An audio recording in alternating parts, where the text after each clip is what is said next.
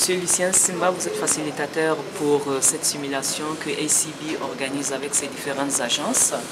Comme vous le savez, ici au Niger, presque chaque année, il y a des situations d'urgence qui apparaissent. Et nous devons avouer que aussi les niveaux de réponse ont toujours différé selon les époques et selon les acteurs. Donc c'est une très bonne initiative qui va permettre d'avoir des acteurs bien préparés et des acteurs aussi qui savent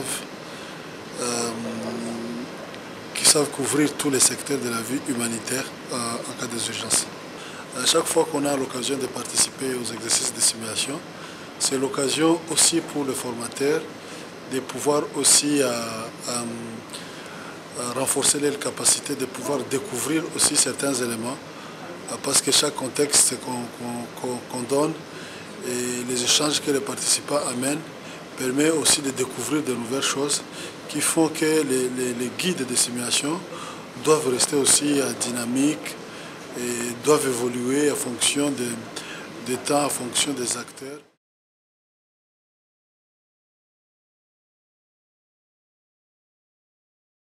Les travaux nous ont permis quand même de mûrir nos réflexions et d'approfondir en tout cas les débats au niveau de la problématique sécuritaire dont on a soulevé en période d'urgence, mais aussi cette possibilité de transposition des acquis de la session au niveau de nos institutions respectives et cette capacité d'outre-dépasser son poste de fonction pour donner un coup d'appui aux autres unités opérationnelles de terrain et agir concrètement avec les bénéficiaires pour que ceux-là même soient aussi des acteurs, qui ne soient pas seulement des gens passifs à qui on attribue ces dons, donc qu'ils soient des acteurs, qu'on les considère comme partenaires actifs, qu'on les considère comme acteurs tout au long de ce processus. La participation des agences des Nations Unies, ça apporte quelque chose d'important? Mon opinion personnelle, c'est qu'il y a très peu de cas où j'ai vu où la participation des Nations Unies a été négative. Elle peut être meilleure, il y a beaucoup de cas où elle peut être meilleure, mais dans la majorité des cas, sans les Nations Unies, je crois qu'il y aurait beaucoup de choses qui ne pourraient pas arriver. Il nous faut quelqu'un qui soit notre porte-parole. Il faut quelqu'un qui soit capable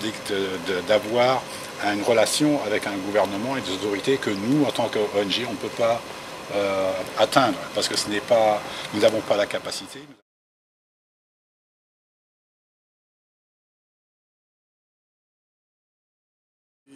Qui venaient de disciplines différentes. On avait des participants qui interviennent dans des domaines différents. Cependant, au bout d'une heure, on a constitué des équipes qui ont travaillé ensemble et chacun a contribué à sa manière à la réponse pour le cas qu'on était en train de simuler.